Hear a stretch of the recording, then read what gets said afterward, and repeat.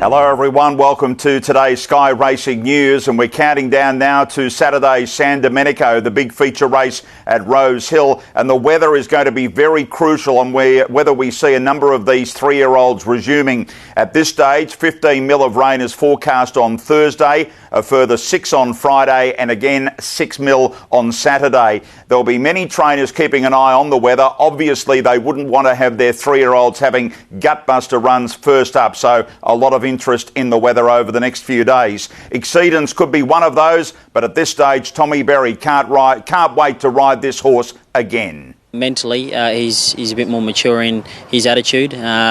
He's very quiet once he gets out on the track, but he used to have a bit of a play and do a few things wrong going out on and coming back in off the track. But he's a lot more well behaved now, so he's grown up a little bit. But it's a small select field, but it's full of quality. And we saw Bivouac come out and do what he did a couple of weeks ago. So he's proved that he's come back well, and now it's time for Exceedance to prove that he's come back and he's up to the better three-year-olds this season.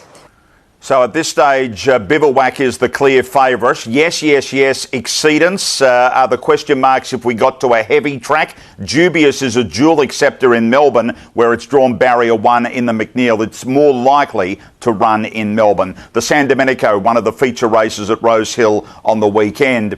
A low-key return it will be on Saturday for the unbeaten 4-year-old mare in Fasika, trained by Joe Pride at Warwick Farm. She's 3 from 3. She's a very nice filly, now mare.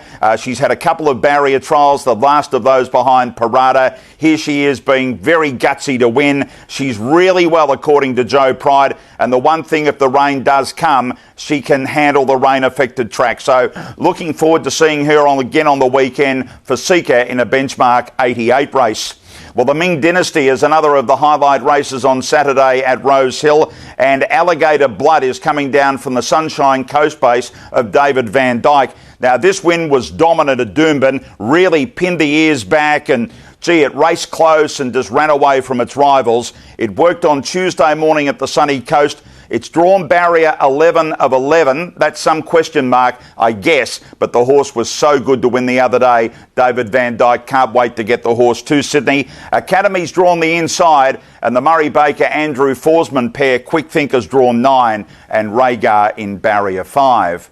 Now to New Zealand trainer Jamie Richards, and he reports the highly talented Tiako Shark will be ridden by James McDonald in a track gallop on Friday in Sydney, preparing for the tramway. They've also got the 3-year-old filly Probabeel in Sydney. Now, we saw her win the Karaka Millions earlier this year. She's raced in Sydney as well earlier this year. Her coat's improved over the last week to 10 days that she's been in Sydney. She'll appreciate getting out in ground. She's got to tackle Libertini in the Furious Stakes, but once they get to a mile is probably where we're going to see the best of Probabeel.